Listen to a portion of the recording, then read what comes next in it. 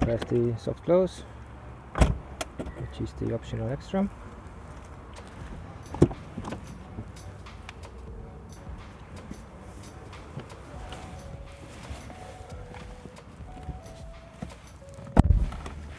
Alright, so yeah, it feels a little bit snug here, but you know, it's the case of those German luxury flagships. If you want the most legroom, you have to get the long wheelbase. I mean, yeah, it's good, but could be better. Oh yeah, we need some more light here, and also those vanity mirrors are standard. I'm a little bit snug here because the driver's seat is set at my POV filming position, which means that the seat is a little bit further from the steering wheel than usual. I'm 186 centimeters tall, but yeah, I love the fact that there are those cutouts for the knees. I'm doing good here. This is the standard wheelbase, as you can probably tell, and there is plenty of leg room when you get the long model. I've driven the newest S-Class, the 223 generation, and it had plenty of leg room for the long version. As far as the options of the back seat, this one is pretty modest. You have this rear blind for the rear window, and I really love the fact that each of the rear passengers can control both rear windows, which is like a little bit odd, but also pretty cool. There are some ventilation outlets, the full 4-zone climate or the rear seat dual zone climate was optional, but yeah, overall we have 4 ventilation outlets. 2 power sockets. Armrest is also pretty basic. There's the owner's manual and cup holders, and of course the ski pass-through or ski hatch. As an option, you could get the cool box or refrigerator, and you would access it from here, but this is pretty rare option. Even very highly optioned vehicles often don't come with this fridge. But yeah, let's go quickly over the options. You could get those screens, which was very expensive option, and even more expensive, if I'm not mistaken, were those tables, and you could pick one table at a time, either right side or left side, and you had to pick this certain wood to get it. This wood, if I'm not mistaken. Really cool feature, very Mercedes feature. You can actually fold those headrests from the driver's seat, but the car has to be on. And yeah, for the 221 generation, the panoramic sunroof was also introduced. As this is the S500, it comes with the standard regular sunroof. Alright, let's check out the cargo area.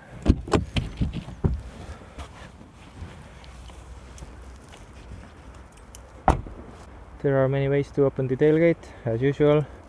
Classic way, push this button here. There's also additional button on the driver's door, and the most convenient way, in my opinion, is to use this key fob. There's a button on it, and yeah, it's decent for the class. It's like 500 liters or slightly under 500 liters, but yeah, we have nice lights here, 2 of them. We have the outlet for the tire fit system. This was the area when you could choose between tire fit or the tire sealant or the spare wheel, but this one doesn't come with neither of those because it has the gas conversion. Otherwise, yeah, there's this ski pass-through boring triangle, and on some markets, I know in the US market cars, you could get this umbrella holder here. And also this electric tailgate is an option. When I push this button, it just closes. When I push this lock button, it will lock the doors and close the lid. Since this car is from 2010. You can see this old school light. This is not LED, this is just classic bulb. The next generation, the 222, all of the lighting was done with LEDs.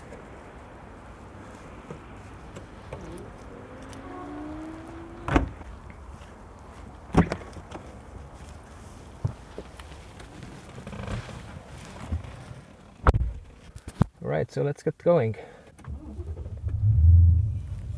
Oh yeah, and this one also has some custom exhaust, so it's a little bit more rumbly.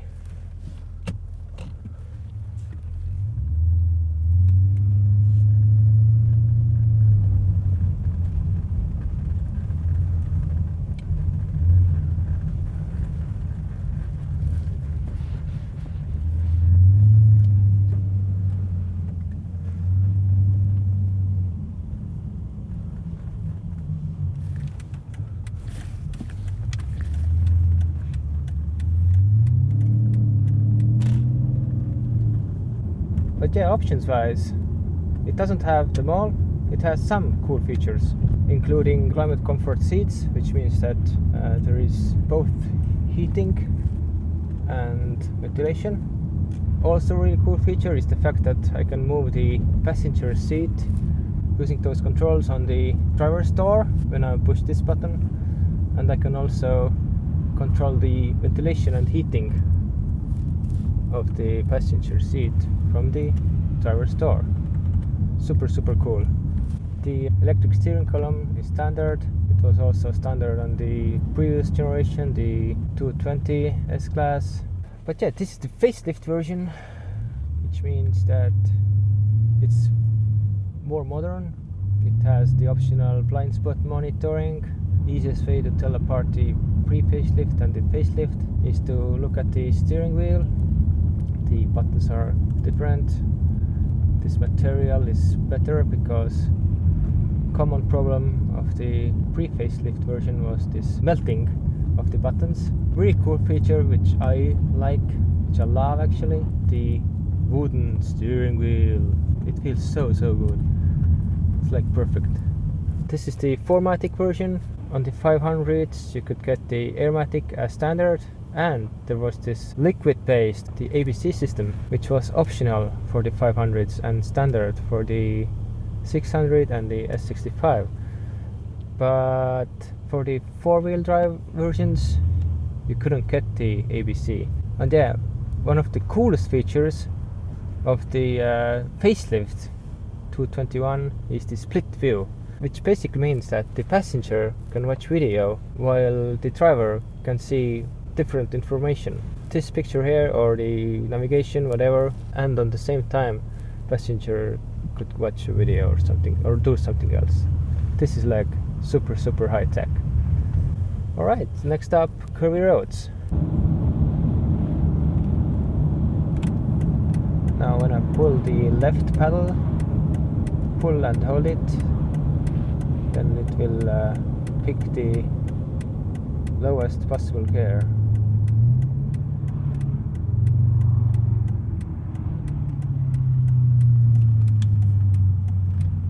Super convenient. Alright, this is the Curvy Roads section. So I put the car to sport mode, or the gearbox to sport mode, and pushing this button I will put the suspension to the sport mode also.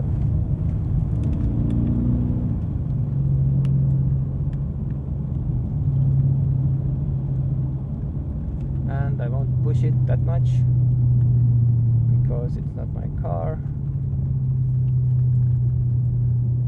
I rented it on Estonian two-row autolevi, so I will respect the owner and not tune it around that much, just a little bit.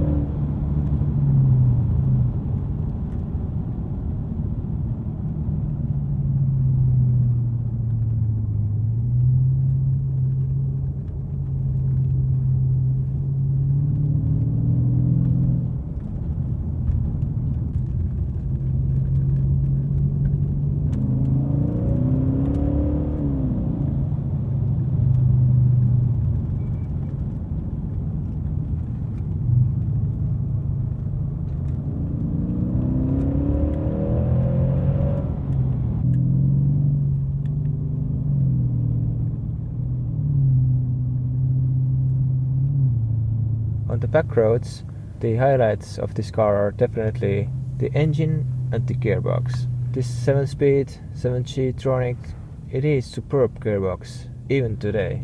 It's not the fastest gearbox, naturally it's more comfort oriented. The downshifts are really crisp, and it's also very predictable gearbox.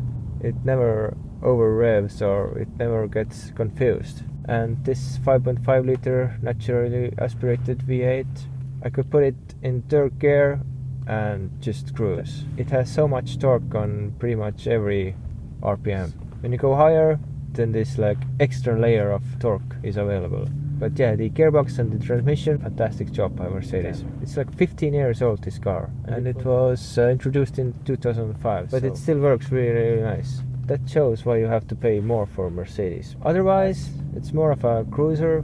It's not meant for spirited driving on the back roads, but still, the air suspension, you put it to sport mode, it has body roll, you can tell, it doesn't hide it, but still, it can do it. It is quite enjoyable. The main purpose of the S-Class is to have comfy drive in city and on highways, to eat miles, but still, the S-Class has to do it all. It can handle the back roads. The steering is super light, which I like, and the front wheels are quite isolated from the steering wheel, so you cannot really tell what the front wheels are doing.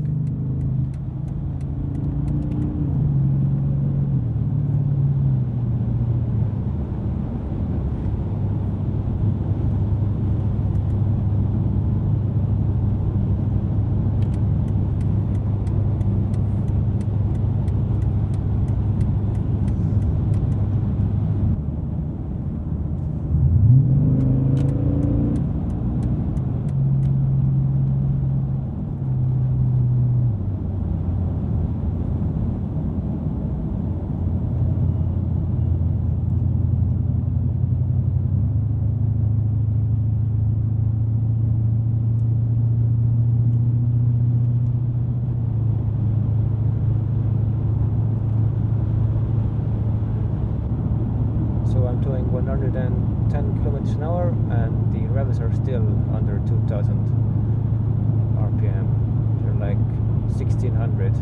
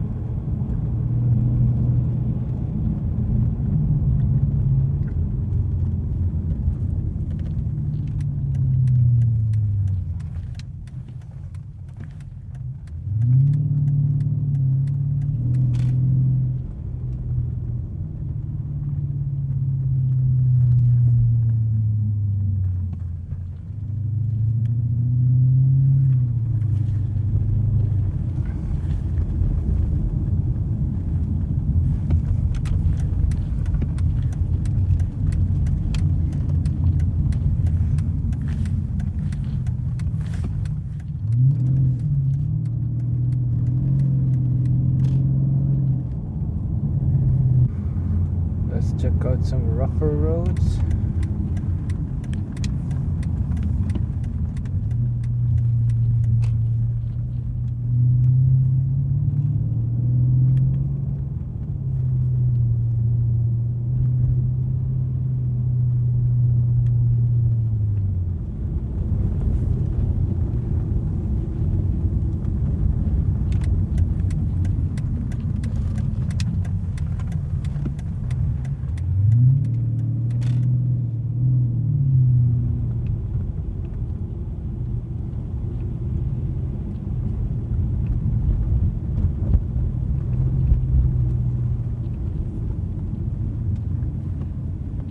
Yeah, you can feel every pump, but it's like soft and I don't know, it's like very muted. All the pumps are muted. You can tell that the pumps are there, but they won't bother you.